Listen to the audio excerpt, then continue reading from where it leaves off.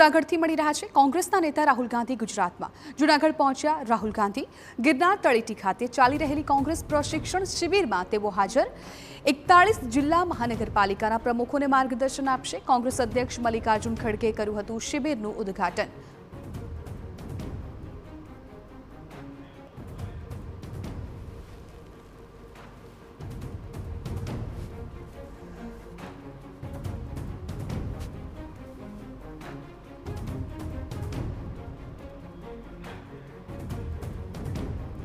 ત્યારે અમારા સંવાદદાતા મોહિત ભટ્ટ જૂનાગઢથી અમારી સાથે લાઈવ જોડાઈ ગયા છે।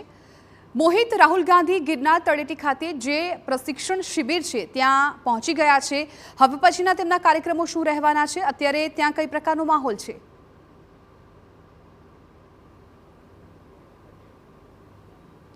જિજ્ઞાસા, કોંગ્રેસના નેતા રાહુલ ગાંધી છે તેઓ જૂનાગઢ ખાતે આવી પહોંચ્યા છે। કેશોદ એરપોર્ટ પર ઉતર્યા બાદ તેઓ જૂનાગઢ ખાતે આવી પહોંચ્યા છે અને ગિરનાર તળેટી ખાતે જે પ્રશિક્ષણ શિબિર છે ચાલી રહી છે ત્યાં તેઓ પહોંચી ગયા છે। આપણે સીધા દ્રશ્યો બતાવવા માંગીશ કે એ શિબિર સ્થળના કે જ્યાં અત્યારે રાહુલ ગાંધી છે તે પહોંચી ચૂક્યા છે। 41 જિલ્લા અને મહાનગરના જે પ્રમુખો છે તેમને માર્ગદર્શન આપશે। આજે જે પ્રશિક્ષણ શિબિર છે તેનો ત્રીજો દિવસ છે અને ત્રીજા દિવસે કોંગ્રેસને કઈ રીતે મજબૂત કરી શકાય, વર્ષ 2027ની વિધાનસભાની ચૂંટણીમાં જે કોંગ્રેસ છે તે કઈ રીતે જીત મેળવી શકે તે પ્રકારનો રોડમેપ છે તે તૈયાર કરવામાં આવશે।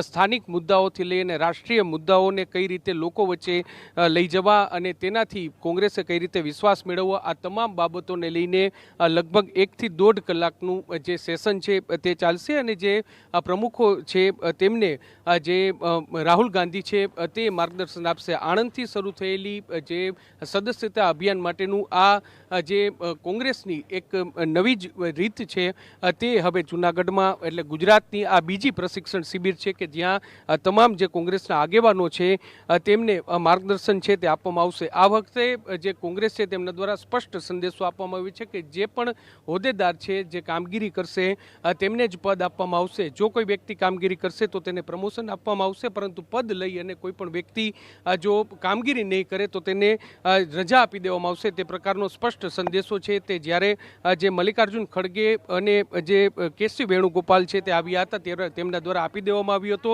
હવે આજે જ્યારે રાહુલ ગાંધી છે તે આવ્યા છે અને બીજું મહત્વની વાત છે કે કોંગ્રેસ માટે પણ વિશેષ વ્યવસ્થાઓ છે તે કરવામાં આવી છે। કોંગ્રેસના નેતા એટલે કે જે 41 મહાનગર અને જિલ્લાના જે પ્રમુખ છે અને સાથે સાથે જે ગુજરાતના મુખ્ય હોદ્દેદારો છે તેના સિવાય કોઈ પણ વ્યક્તિને અંદર પ્રવેશ છે તે આપવામાં આવ્યો નથી।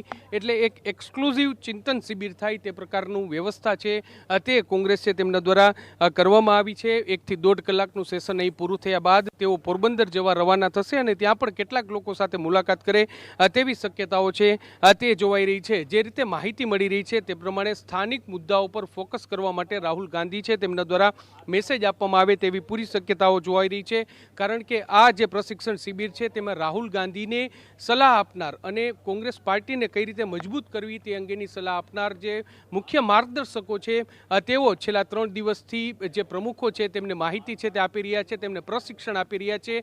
અને સૌરાષ્ટ્રના જે મુખ્ય મુદ્દાઓ છે એ પછી ખેડૂતોનો મુદ્દો હોય, જેતપુરમાં જે ડાઇંગ અને પ્રિન્ટિંગ ઉદ્યોગના કારણે જે નદી પ્રદૂષિત થઈ રહી છે, ખેડૂતોને નુકસાન થઈ રહી છે તેનો મુદ્દો હોય, આ તરફ જે સોરઠ વિસ્તારમાં ઇકો સેન્સિટિવ ઝોનનો મુદ્દો હોય, જે ગેડ વિસ્તારમાં પાણી ભરાવાની સમસ્યાનો મુદ્દો હોય, આ તમામ મુદ્દાઓને લઈ અને લોકોની વચ્ચે કઈ રીતે જવું, તેનું સમાધાન કઈ રીતે કરવું અને જો કોંગ્રેસ શાસનમાં આવે તો આ તમામ મુદ્દાઓનું સમાધાન કઈ રીતે કરશે, આ તમામ બાબતોની ચર્ચા છે તે કરવામાં આવશે। એટલું જ નહીં, પરંતુ જ્યારે રાહુલ ગાંધી છે તે કેશોદ એટલે કે ગુજરાતની ધરતી પર પગ મૂકતાની સાથે જ તેમને વોટ ચોરીનો મુદ્દો છે તે ઉઠાવ્યો હતો, ત્યારે આ મુદ્દાને લોકોની વચ્ચે કઈ રીતે લઈ જવું, આ તમામ બાબતોની ચર્ચા કરવામાં આવશે। આ તમામ બાબતોનું પ્રશિક્ષણ છે તે કરવામાં આવશે।